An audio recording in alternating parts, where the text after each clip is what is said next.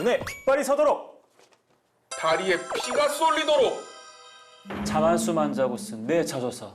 하지만 나만 사랑하는 내 자소서. 이젠 기업도 사랑하게 해주겠다. 누가? 이 다스베이더가 I'm your father. 이제 정직원을 노리는 계약직 MC 신민철. 밥보다 술보다 음악과 글을 더 사랑하는 문학과 음악 요정 강백수. 여전히 취업 시장에서 푹푹 절여지고 있는 숙성된 전문가 강민혁입니다.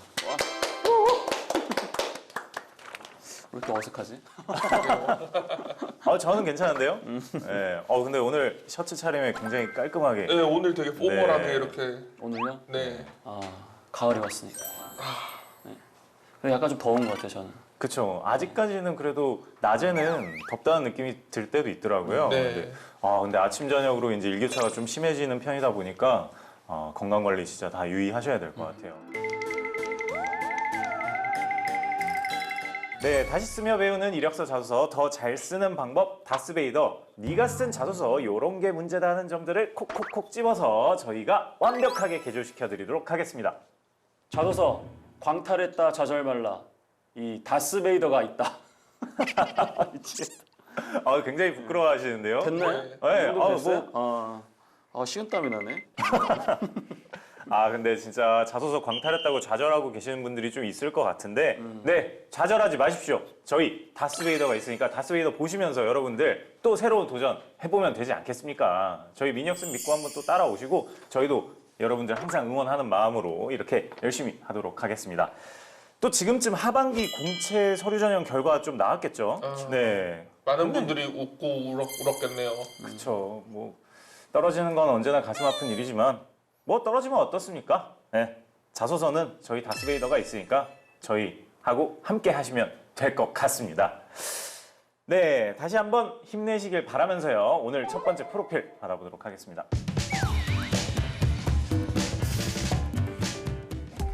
네, 자소서 프로필 받아봤고요. 제가 한번 읽어드릴게요. 네, 이름 이네모 가명이고요. 학력은 서울소재대학 4학년 재학 중이고요. 토목공학을 전공하셨습니다. 나이는 26살이고요. 지원기업은 LH 한국토지주택공사 토목직이고요. 향후 지원기업은 공기업, 대기업 토목 직무에 지원하실 예정이라고 합니다. 특이사항은요, 학점은 3.59, 그리고 토목기사, 건설, 안전기사, 한국사 1급, 오픽 IH 소직, 수상안전요원 근무, 동아리 회장직 수행, 그리고 영국 어학연수 수료, 현대건설 대학 연계형 체험형 인턴 1개월, 모아 미래도 건설 현장, 일용 노동직 세대 환기 설치기사 4개월. 뭐 경력이 어마어마한 것 같은데요. 굉장히 액티브한 친구인 것 같아요. 네. 이번 공채에서 자소서를 처음 써봤습니다. 당연히 광탈했고요. 가장 어려운 게 글 쓰는 방법인데 경험을 글로 표현하는 방법을 잘 모르겠습니다 하고 이렇게 프로필을 보내주셨습니다. 네, 이번 하반기 LH 한국토지주택공사에 지원했던 네모 학생의 프로필이었는데 어떻게들 보셨나요? 일단 자소서를 처음 써봤다고 했잖아요. 그렇다는 것은 다시 말해서 강쌤과 제가 어루만져 들어야 될 부분이 많다는 이야기죠. 그렇죠. 근데 그럼에도 불구하고 저는 다행이라고 생각하는 게 이거 뭐 수상안전요원, 뭐 건설 현장 일용노동직 뭐 이런 것까지 경험할 정도면은 일단 멘탈이 저는 아주 강인할 거라고 의심치 않아요. 네, 그래서 저희가 오늘 좀 더 마음 놓고 어루만져 드릴 수 있을 것 같습니다. 네, 민혁쌤은요? 일단은 공공기관과 대기업 토목 직무를 병행한다라는 게 저는 뭐 좋은 전략이 될 수 있다 이렇게 말씀을 좀 드리고 싶고요.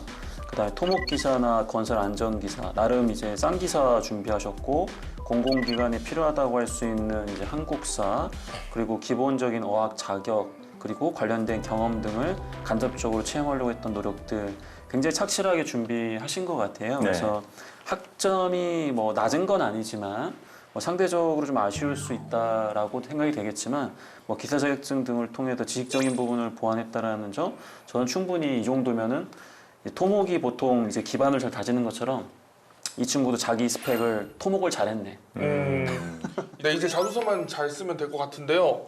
강쌤 이번 하반기에 LH 공채는 어떤 특징이 좀 있었나요? 일단은 지난 하반기 대비해서 채용 규모가 좀 줄어들었어요. 작년 같은 경우 280명 정도, 이번에는 뭐 230명에서 50명 정도를 채용을 하고 있기 때문에 채용 규모적인 측면에서 일단 아쉬움이 좀 있고요. 그 다음에 가장 큰 변화는 그 작년에는 서류 전형 합격률 같은 경우에 상대적으로는 많은 사람들한테 기회를 줬거든요. 그래서 채용 규모의 50배수까지 합격을 시켜줬는데 네. 근데 이번에는 30배수까지밖에 기회를 안 줬어요. 네, 그러다 보니까 그 서류 전형에서 상대적으로 많은 사람이 탈락을 해서 좀 아쉬워하고 있고요. 보통 이제 사무직 같은 경우에는 경쟁률이 한 110대 1 정도. 100대 1은 이제 뭐 기본인 것 같아요. 그러니까요. 그리고 다행히 이 토목직 같은 경우에는 아무래도 이제 LH 같은 경우에는 많은 인원을 채용을 하기 때문에 경쟁률이 한 3, 40대 1 정도? 상대적으로는 낮아요. 상대적으로는. 하지만 그럼에도 불구하고 서류 전형에서 지원했을 때 보통 한 7, 80%가 떨어지기 때문에 특히 자소서가 굉장히 또 중요한 공공기관이고요. 자기소개서의 배점이 무려 100점 만점에 100점이에요. 그만큼 자기소개서를 바탕으로 다른 가산점의 요소가 있긴 하지만 타 공공기관이 자소서를 적부로 보는 거에 비해서 굉장히 중요하게 자소서를 평가하는 기업입니다. 그럼 네모 학생이 지원한 LH의 자소서 문항도 한번 알아봐야겠죠? 일단은 항목이 이제 우리가 흔히 이야기하는 NCS 상의 이제 능력들을 공통적으로 요구하고 있는데 그 1번 항목 같은 경우에는 지원 포부죠. 그 LH 경영 목표 중 어떤 부분에 관심이 있으며 입사 어떻게 기여하고 싶은지 본인의 역량 강점 기반으로 기술해달라. 조직 이해 능력에 대한 부분들 중에서도 경영 이해와 업무 이해 능력에 대한 부분을 강조할 수 있으셔야 되고 그리고 그 안에서도 본인이 지속적이고 꾸준하게 해당 직무를 수행하기 위해서 어떠한 역량을 키워왔는지 이제 그런 부분들을 좀 적용할 수 있어야 되기 때문에 좀 철저한 준비가 안 된 분들 입장에서는 이 항목 자체가 작성하는데 방법은 알아도 쓸 수 있는 이야기가 없기 때문에 어려울 수 있다. 하지만 대단한 전문성이 아니더라도 직무 기술서상에 나와 있는 지식과 스킬과 경험 위주로 해서 강조를 해주신다면 충분히 작성할 수 있을 거라고 보여집니다. 나 항목, 2번 항목 같은 경우에는 이 전문성 향상이랑 역량 개발에 대해서 지금 쓰라고 했단 말이에요. 네. 앞부분에서도 이제 강점이나 역량을 쓰라고 했는데 또 이걸 쓰라고 하니까 우리 학생들 입장에서는 부담스럽고 전문성이라는 단어가 어떻게 보면은 신입 지원자 입장에서는 사실 보여주기가 쉽지가 않단 말이에요. 근데 이 부분에 있어서 전문성 같은 경우에는 그 NCS에서 얘기하는 직무 수행 능력에 해당되는 부분이기 때문에 이 직무 수행 능력이라는 관점은 아까 얘기했던 것처럼 꼭 경험이 아니더라도 관련된 교과목에 대한 지식이라든지 어떤 기사 자격증을 취득하면서의 어떤 전문성을 쌓았던 노력들 그런 걸 강조해 주시면 좋겠습니다. 그 다음에 의사소통을 묻는 3번 항목은 이제 오늘 중점적으로 이제 볼 항목인데 모든 공공기관에서 공통적으로 물어보는데 나이가 많거나 나의 상사에게 이야기했던 경험이거든요. 제가 볼 땐 조직에서 신입사원들이 상사들한테 이렇게 소통을 잘 못하나 봐요. 네, 그러다 보니까 이런 항목들이 또 출시된 게 아닌가 해서 뒷부분에서 이 항목에 대해서 구체적으로 말씀을 드리겠습니다. 4번 항목은 대인관계 능력, 우호적 관계 형성에 대한 부분이란 말이에요. 평상시에 원만하지 못한 관계 회복하기 위해서 본인이 먼저 부족함을 인정하고 사과하고 적극적으로 관계를 개선하고자 했던 본인만의 어떤 노력이 있다면 이제 그러한 부분들을 강조할 수 있겠죠. 그 다음에 이제 마지막 항목은 항상 물어보는 이제 직업윤리에 대한 부분이거든요. 개인의 편의와 공공의 이익 사이에서 고민했던 경험, 이제 말 그대로 원칙에 대한 부분들을 왜 지켜나갔는지, 그리고 왜 공공의 이익이 중요하다 생각하시는지, 그러한 자기만의 생각과 그에 맞는 판단, 행동들이 들어가 주시는 그런 항목이 되겠습니다. 공격답게 되게 디테일하고 까다롭네요. 근데 질문 자체는 또 뜯어보면은 평이한 수준이에요. 네. 답변에 좀 차별성을 줘야 될 텐데 어떻게 해야 될까요? 이렇게 그 질문이 디테일할 때는 그 조건을 충족시키는 게 가장 중요해요. 왜 그러냐면은 공공기관에서 이제 요구하는 NCS 안에는 의사소통 능력이라는 게 있는데 의사소통 능력이라는 게 단순하게 말을 잘하고 듣고가 아니라 문서를 이해하고 문서를 작성하는 능력도 의사소통 능력에 해당되거든요. 근데 여기 문제가 이렇게 나와 있는데 말귀를 못 알아듣고 이상한 얘기를 적으면 문서 이해 능력이 부족한 게 돼버리기 때문에 네. 평가자한테 좋은 인상을 주기가 어렵습니다. 그래서 일단은 조건에 부합되는 거에 맞춰서 가이드라인에 좀 충실해서 작성을 해주시는 게 일단 기본이다라는 말씀을 좀 드려보고 싶습니다. 네, 그럼 오늘의 자소서 한번 봐야겠죠? 두 분 다 읽어 오셨을 거라 생각하고 먼저 네. 24 총평부터 들어보도록 하겠습니다. 직업 기초능력 의사소통 일하고 떡하고 써놨네요. 로 하겠습니다. 네. 의사소통 능력을 이제 보겠다는 건데 근데 전체적인 글을 봤을 때 그 의사소통에 대한 어떤 노하우라든가 아니면 의사소통에 대한 어떤 스킬 같은 게 전혀 보이지가 않더라고요. 그래서 이렇게 20자 총평을 해봤습니다. 충실한 도면을 따라서 시공하는 것도 중요한데 본인이 먼저 설계를 명확하게 할 수 있어야 된다. 뭐 이렇게 한번 얘기 한번 드리고 싶어요. 무슨 뜻이냐면은 기본적으로는 뭐 나쁘지 않게 그냥 무난무난하게 글은 쓰고 있어요. 근데 어떻게 보면은 명확하게 본인이 이 항목에서 어떤 것들을 강조할 것인지에 대한 명확한 목표 없이 일단은 크게 틀리지 않은 선에서 이렇게 접근하다 보니까 뭐 디테일함이라든지 뭐 평가지표를 정교하게 반영했다라든지 그런 부분들은 좀 아쉬운 것 같아요. 네. 그래도 이렇게 네모 학생이 가장 어려운 게 글 쓰는 방법이라고 보내주신 반면에 그래도 강쌤의 평가는 그래도 글을 어느 정도 쓴다라는 평가를 좀 해주셨네요. 처음 쓰는 거에 비해서 어느 정도 쓴다. 예, 그런 네네. 뜻이었습니다. 원래 처음 쓰는 우리가 자소서 처음 쓰는 분들한테는 좀 부드럽게 어루만져 드리잖아요. 네. 뭐 처음이니까 네, 모를 수도 있죠. 그쵸. 뭐 그럼에도 불구하고 그래도 어느 정도 쓸 줄 안다, 막 가닥 있다, 요 정도 말씀이시니까 자신감을 잃으실 필요는 역시 없을 것 같습니다. 네. 조금만 다듬으면 뭐 다음에는 좋은 결과 있을 거라고 생각이 되고요. 네. 저희가 이렇게 부드럽게 해주시면 뭔가 뭐 언짢아하지 마시고 이런 말씀 드릴 필요도 없을 것 같이 그냥 뭐 응원해드리고 시작을 해야겠죠 또? 네. 네, 셋, 넷. 잘 됐으면 좋겠다. 너 취업하면 정말 좋겠다. 뺨! 네, 그럼 오늘의 자소서 다스베이더가 꼽은 문제의 항목부터 알아보도록 하겠습니다. 본인보다 나이나 경험이 아주 많은 사람에게 내 의견을 전달하고 소통했던 경험을 기술하시오라는 항목입니다. 강쌤 말씀대로 일단은 문제에서 요구하는 바를 정확하게 적어주시는 게 어떨까 하는 생각이 먼저 들고요. 이제부터 다스 법칙대로 한번 따라가 봐야겠죠? 다스 법칙 첫 번째, 평가 의도를 파악하라입니다. 이 질문은 뭘 묻는 질문일까요? 네. 일단 명확하게 의사소통 능력을 평가하는 거거든요.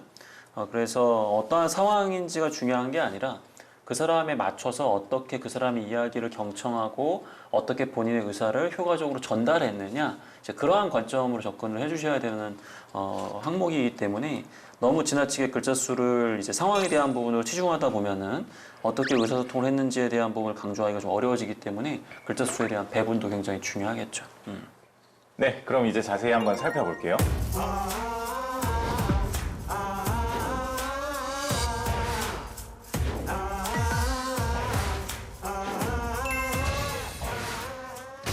일단 여기까지가 이제 말 그대로 상황 설명에 해당되는 부분이거든요. 제가 봤을 때는 항상 제가 이제 과거에 실제로 자소서를 평가할 때도 이 앞에 있는 내용들 거의 잘 읽질 않는 편이에요. 네. 왜 그러냐면은 뭐 어차피 뭐 비슷비슷한 상황이니까 이 글을 읽었을 때 크게 이해가 되지 않은 선이 아니라면 일단 다시 이쪽으로 돌아오는 경우가 많이 없거든요. 그래서 여러분들 이제 이런 부분들을 많이 좀 줄이시는 게 중요한데 벌써 절반을 지금 상황으로 써버리니까 딱 느낌이 생각과 행동에 해당되는 증명에 해당되는 구체적인 어떤 의사소통의 방법을 좀 작성할 수 있는 여유가 있었을까 일단 그게 좀 걱정이 됩니다. 자, 먼저 그렇죠? 먼저가 있다라는 거는 다음이나 둘째가 있다는 뜻인데 그 문제점을 설명해드리고 환기를 먼저 설치할 수 있는지에 대해서 여부를 여쭤보았습니다. 이렇게 되어 있는데 여쭤볼 때도 그 사람이 이런 특징을 갖고 있기 때문에 내가 어떻게 좀 더 여쭤봤다. 약간 이런 식으로 해서 그 여쭤본다라는 것은 사실은 재확인의 과정이기 때문에 경청에 해당되는 부분이거든요. 그럼 여쭤볼 때 내가 모르는 것을 여쭤볼 수도 있지만 반대로 얘기하면 그분께서 좀 더 얘기하고 싶어하는 부분들을 다시 한번 이야기할 수 있도록 그런 걸 여쭤봤습니다라고 하는 것도 사실은 뭐 경청에 해당될 수 있는 노하우가 되겠죠. 그 다음에 단장님께서 블라블라 해가지고 이렇게 하셨고 제가 소방설비 계획에 맞춰서 한다고 이야기를 또 했다. 이거에 맞춰서 얘기를 한다고 했다. 이건 사실은 뭐 그냥 어떻게 보면 뼈대인 것이지 이 내용을 어떻게 이야기했다라는 게 사실 나와 있지는 않아요. 그래서 뭐 예를 들어서 이런 이야기를 할 때 그 반장님의 좀 표정이 좀 더 심각했다. 그러면 언어뿐만 아니라 그분의 비언어적인 요소까지 감안하면서 그분의 의도를 들었기에 그 내용을 이야기할 때는 좀 더 집중해서 이야기를 드렸다라든지 뭔가 그런 내용이 나와줘야 되는데 너 뼈대만 지금 나오고 있다라는 거 그게 좀 아쉽고요. 대안으로 저는 소방이를 작업계획서 열람을 허락해 주실 것을 제안했다. 자꾸 그냥 뭔가 나열되는 듯한 느낌인 게 이렇게 얘기해서 이렇게 했고 이렇게 얘기해서 이렇게 했고 이 어떤 논리를 맞춰가는 게 중요한 게 아니라 어떻게 의사소통을 했느냐인데 사실 그런 부분들이 지금 종합적으로 나와 있지는 않아서 그런 부분들이 참 제가 볼 때는 이제 이 뼈대에다가 살을 붙여야 된다. 살을 붙이려면 어떻게 되나? 글자 수가 있어야 된다. 어떻게 되나? 요 부분을 이제 많이 줄이셔야 돼요. 그래야 좀 더 이 안에서 이 뼈대 안에서 좀 더 디테일한 본인의 노하우를 반영할 수 있겠죠. 네, 이렇게 강쌤의 평가를 먼저 들어봤는데요. 백수 씨는 작가적 입장에서 어떻게 눈에 띄는 문장이 좀 있었나요? 저는 뭐 잘못된 문장은 아니고요. 일단 눈에 띄는 문장이 제일 마지막 문장. 이처럼 늘 주변 문제를 파악하고 팀원들과 소통하여 아이디어를 제공하는 뭐 일원이 되겠습니다 했는데 여기서 이제 문제를 파악하고 아이디어를 제공하는 것은 글을 통해서 볼 수가 있었는데 소통에 있어서는 그 6하원칙 중에 우리가 무엇을에 대한 부분은 많이 드러나 있는데 how 어떻게? 네, 어떻게가 안 들어가 있는 느낌이 좀 있었어요. 그래서 이 마지막 문장만 보면은 소통을 한 과정들이 분명히 위에 쓰여 있었을 것 같다는 느낌이 드는데 정작 위를 보면은 그게 보이지 않는다는 거죠. 네, 그런 부분이 좀 아쉬웠습니다. 네, 그럼 이제 제대로 쓰는 방법도 알아봐야겠죠? 다수법칙 두 번째, 증명하라입니다. 어떻게 증명하면 될까요? 앞에서 이야기했던 뼈대에다가 이제 살을 붙여야 되잖아요. 뭐 예를 들어서 그 환기 설비를 먼저 설치할 수 있는지에 대한 여부를 여쭤보았다는데, 자 여쭤볼 때 그 반장님께서 성격이 급하신 편이셨기 때문에 저는 메모한 내용을 바탕으로 일목요연하게 제 질문을 이해하실 수 있도록 점검을 하였습니다. 약간 이런 식으로 해가지고 그분이 이런 특징이 있었기 때문에 거기에 맞춰서 저는 맞춰서 여쭤본 겁니다. 그런 내용이 좀 들어갔으면 좋겠고요. 그 다음에 반장님께서 작업의 진행 과정을 바꿀 수 없다고 하셨다. 이럴 때는 반장님께서 두 번 이야기하는 걸 참 싫어하시기 때문에 이걸 메모하면서 그걸 다시 한번 들었고 그 다음에 이러한 저의 제안을 할 때는 이러한 부분들이 통해서 얻을 수 있는 기대 효과가 무엇인지 그 내용을 담아서 말씀을 드림으로써 좀 더 상사께서 이해하실 수 있도록 좀 더 제 의견을 좀 파악하실 수 있도록 전달했습니다. 아니면 뭐 시각화된 자료로 준비해서 보여드렸습니다. 약간 이런 식으로 해서 경청과 말하기에 자기만의 노하우를 이 뼈대 위에 계속해서 붙여 나가셔야 된다는 점, 그 말씀을 드리겠습니다. 이야기만 들어보면 전체적으로 좀 고칠 게 많다고 생각이 드는데요. 그래도 광탄의 원흉을 합격의 한 줄로 만드는 방법도 알아봐야겠죠. 일용직 노동직으로 근무를 할 때의 어떤 프로세스를 설명하는데 너무 많은 분량을 할애했다는 생각이 들어요. 근데 여기 처음에 여기 문제에 써 있잖아요. 직업 기초 능력, 의사소통. 네. 이렇게 제시를 해줬으면 그 부분에 좀 더 많은 부분을 할애해야 된다는 것을 늘 염두에 두고 그리고 자소서를 써야 되지 않을까 생각이 듭니다. 일단 제일 마지막 문장을 보면은 이처럼 늘 주변 문제를 파악하고 팀원들과 소통하여 아이디어를 제공하는 한국토지주택공사 일원이 되겠습니다. 본인 스스로도 이 항목에서 강조하고자 하는 게 늘 주변의 문제를 잘 파악하는 사람이다를 강조하고 싶었던 것 같아요. 그러니까 이 말 자체가 사실은 소통에 포커스가 안 되어 있는 말이기 때문에 우리 지원자는 한 줄을 바꾼다라기보다도 이 항목에서 얘기하고자 하는 것이 문제 해결 능력이라든지 그 다음에 어떤 설득력이라기보다도 소통 자체를 어떻게 했다라는 그 의사소통이라는 키워드에 좀 더 초점을 맞춰서 전반적인 방향에 맞춰서 모든 내용들을 조금씩 수정하시고 보완하시는 이제 그런 방법이 유효할 거라고 보여집니다. 근데 오늘 자소서는 읽으면 읽을수록 이 네모 학생이 좀 어떤 친구인지 좀 궁금한 마음이 좀 들었는데요. 네. 아쉽게도 오늘은 좀 전화 연결은 어렵다고 하네요. 네. 이게 참 저도 어떤 사람인지 굉장히 궁금했었거든요. 네. 그리고 아무래도 이제 처음이다 보니까 강쌤이랑 통화를 하시면 그래도 되게 명확하게 이제 자기 문제점이 어떤 건지 좀 확인할 수 있을 좋을 기회가 될 거라고 생각을 했는데 오늘 개인적인 사정 때문에 이렇게 전화 연결이 어렵게 된 점이 저로서도 좀 아쉽습니다. 제가 내무 학생이었어도 진짜 너무 아쉬울 것 같아요. 강쌤이랑 통화할 수 있는 기회가 그렇게 흔치 않잖아요, 그렇죠? 그렇죠. 네. 근데 이분이 이제 그런 건 있는 것 같아요, 확실히. 자소서를 처음 쓰는 분들의 글을 보다 보면은 기교가 많이 들어가 있지 않거든요. 사실 그런 게 사실 저는 굉장히 좋은 거라고 생각을 해요. 예, 자소서를 너무 많이 쓰거나 뭐 여기서 봤던 거를 짜집기 하거나 뭔가 자꾸 막 기교를 부리려고 하는 자소서를 딱 보다 보면 이게 티가 나요. 네. 근데 이 친구는 그래도 제가 봤을 때는 약간 뭔가 아직 순수함이 남아있다라고 보여지거든요. 부디 앞으로도 뭐 보완을 하시되 너무 지나치게 주변에서 이야기하는 내용들을 모두 다 억지로 담으려고 해서 결과적으로는 나 자신이 없는 그런 자소서가 되지 않기를 좀 바라봅니다. 저도 비슷한 생각인데요. 자소서가 글 잘 쓰는 사람 뽑는 게 아니잖아요. 네, 그 문항에서 원하는 대답을 성실하게 이야기하는 것만으로도 충분히 합격이 가능하다는 이야기를 꼭 전해드리고 싶습니다. 근데 저는 궁금한 게 있는데 이렇게 일용직 노동직을 경험했다고 해서 LH 주택공사에서 좀 높은 그런 되게 좋은 경험이라고 좀 이렇게 생각을 해줄까요? 일단은 실질적으로 이렇게 아르바이트생들이 토목 현장에 가는 건 어려워요. 건설 현장에 갈 수는 있어요. 네네. 근데 토목은 사실은 이렇게 일용직 특히 이제 젊은 우리 대학생들이나 어린 친구들을 썼다가 사고가 나거나 이제 그럴 가능성도 굉장히 높기 때문에 그래서 기본적으로 우리가 흔히 이야기하는 뭐 건설 현장에는 많이 들어가고 이제 건축 현장에 많이 들어가는 편인데 그래도 저는 어쨌든 현장을 봤다라는 게 저는 도움이 된다고 생각을 하고요. 토목직 안에는 뭐 설계가 있고 시공이 있고 뭐 공무가 있고 굉장히 여러 가지 역할이 있거든요. 근데 이제 딱 그 현장에 가서 보면은 내가 그래도 나중에는 뭘 하고 싶다. 약간 이런 느낌을 좀 받을 수는 있기 때문에 저는 뭐 권장은 드리지만 그렇다고 너무 많은 시간을 일부러 가가지고 할 필요는 없다고 보여집니다. 이제 저희 다스법칙 세 번째 각인시켜라가 남았습니다. 지금까지 문제 의도를 파악하고 증명까지 해봤잖아요. 이제는 각인시켜야 되는데 어떻게 각인하면 될까요, 강쌤? 각인이라는 것은 결과적으로 평가자가 우리 지원자의 자기소개서를 일목요연하게 볼 수 있도록 만드는 과정이잖아요. 그러려면 구성적인 측면과 문장에 대한 간결성과 명확성이 있어야 된다. 그래서 앞에서 얘기했던 것처럼 이 항목에서는 두 가지를 물어보고 있어요. 어떤 상황이냐, 어떻게 의사소통했느냐. 그럼 항상 물어보는 게 두 개면 소제목을 두 개로 두셔가지고 명확하게 본인이 어떤 부분을 강조하고 있다는 거 보여주면 더 좋겠죠. 그리고 전체적인 내용 측면에서 상황 설명에 해당되는 부분이 너무 길었기 때문에 그 부분을 줄이는 게 핵심인 것 같고요.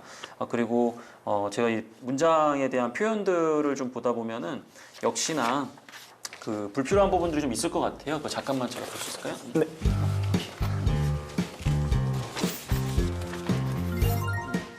자, 1년 전 이게 사실 그렇게 중요한 건 아니라고 저는 생각하거든요. 그쵸. 이게 뭐 1년 전이든 3년 전이든 뭐 5년 전이든 제가 볼 때 똑같은 일을 했겠죠. 그럼 이건 사실 뭐 삭제해도 되고요. 아파트 건설 현장에서 세대환기 설치 기사를 일용직 동작을 하였습니다. 아파트 건설 현장 세대환기 설치 기사 일용직 당시 노동직은 안 쓰셔도 될 것 같아요. 당연히 노동직이겠죠. 본인이 뭐 다른 게 한 게 아니니까. 이런 식으로 해서 어쨌든 문장을 또 줄이셔야 될 것 같고요. 전반적으로 이제 그렇게 해서 문장을 좀 더 줄이는 작업도 좀 필요해 보입니다. 그렇죠. 반장님이라고 하면은 저보다 경험이 많으시는 당연한 거니까 이런 것도 잘라낼 수 있겠죠. 그다음에 소방설비 반장님에게 찾아가 발견한 문제점을 설명했는데 당연히 찾아갔겠죠. 그러니까 이런 걸 좀 해. 그냥 소방설비 반장님에게 발견한 문제점을 설명해 드렸다. 그거나 이거는 상관이 없잖아요, 그렇죠? 이런 친절한 멘트들은 제외하시면 되겠습니다. 그러니까 이 상황 자체를 굉장히 좀 생생하게 보여주고 싶은 욕구가 보였어요. 근데 그렇게까지 생생하지 않아도 되고 우리가 보고 싶은 거는 소통의 과정만 딱 보면 되는 거니까요. 그렇죠. 네, 그런 걸 좀 유념하셔야 되겠네요. 네. 네. 네, 이렇게 다스 3법칙까지 모두 알아봤는데요. 이제 남은 공채 팁을 좀 구해볼까 해요. 강쌤, 올 하반기 공기업 채용, 앞으로 진행될 인적성, 그리고 면접 등의 과정에서 준비해야 될 꿀팁 좀 알려주세요.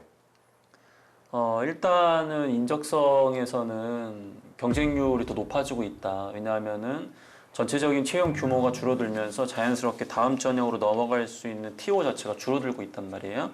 그래서 과거에 내가 이 공공기관에 인적성을 합격한 적이 있기 때문에 이번에도 합격하겠지라고 생각하시면 절대 안 되는 게 합격 컷 자체가 계속 상향 평준화가 되고 있기 때문에 절대로 방심해서는 안 되겠습니다. 면접 같은 경우에는 지금 공공기관에서는 여러분들의 직무 수행 능력을 다양하게 평가하기 위해서 단순하게 인성 구조화 면접 외에도 뭐 우리가 흔히 이야기하는 인바스켓 면접이라든지 특히 LH 같은 경우에도 이제 인바스켓 면접이라는 굉장히 어려운 면접을 진행을 해요. 뭐 예를 든다면 갑자기 상사가 나에게 어떤 지시사항을 내렸다. 근데 오늘 오후에 고객이 또 나에게 찾아와서 뭔가를 급하게 해달라고 한다. 그리고 이번 달 안에 반드시 내가 처리해야 되는 중요한 우리 조직에 어떠한 이슈가 있다. 자, 이러한 세 가지 상황에서 우리 지원자는 어떤 업무를 어떤 우선순위에 의해서 어떻게 처리할 것인가. 이게 굉장히 어려운 질문들이잖아요. 실제 여러분들이 입사해서 발생할 수 있는 여러 가지 상황 속에서 어떻게 근무할 것인지에 대한 부분을 가서 발표하시고 질문을 받고 대답을 해야 되거든요. 그래서 면접을 준비하시면서 개인에 대한 것도 중요하지만 지원한 회사 직무에서 어떤 상황에서 어떤 일을 해야 되는지 항상 그런 것들을 공부하시면서 준비를 해주셔야 향후에 그런 면접에서도 좀 대비할 수 있을 거라고 보여집니다. 네, 오늘의 다스베이더는 LH 한국토지주택공사에 지원했다가 안타깝게 탈락한 네모 학생의 자소서를 만나봤습니다. 마지막으로 꼭 유념해야 될 부분들 얘기해 볼까요? 항목 안에 답이 있다 이렇게 말씀을 좀 드리고 싶어요. 의사소통을 묻는다고 했으면 의사소통에 대한 것들을 비중 있게 다뤄야 되는 것이 당연하고요. 1번, 2번에서 어떻게 쓰라는 이야기까지 있잖아요. 그런 거에 좀 더 충실하게, 성실하게 작성하면 좋을 것 같습니다. 네. 뭐 본인의 전체적인 자기소개서 내용이 있겠지만은 그 안에서도 핵심에 대한 부분에 힘을 좀 줄 알아야 된다라는 말씀을 드리고 싶어요. 그래서 우리 지원자는 처음부터 끝까지 동일한 힘을 가지고 글을 쓰셨단 말이에요. 근데 역시나 가장 중요한 것은 의사소통을 어떻게 했는지이기 때문에 그 분야에 굉장히 정밀하고 굉장히 많은 힘을 주셔가지고 강조를 해주신다면 좀 더 어떠한 평가자 입장에서는 하이라이트처럼 느껴질 수가 있기 때문에 그런 부분을 보고 더 좋은 점수를 줄 수 있다라고 생각을 합니다. 그럼 오늘도 다스베이더의 공식 평가 의도를 파악하라, 증명하라, 각인시켜라 이 세 가지 잊지 마시고요. 이번 시간 여기서 마무리하도록 하겠습니다. 자소서 나만 사랑하지 말자. 기업이 사랑하는 자소서. 다스베이더가 알려주마. 잘 됐으면 좋겠다. 너 취업하면 정말 좋겠다. 빰!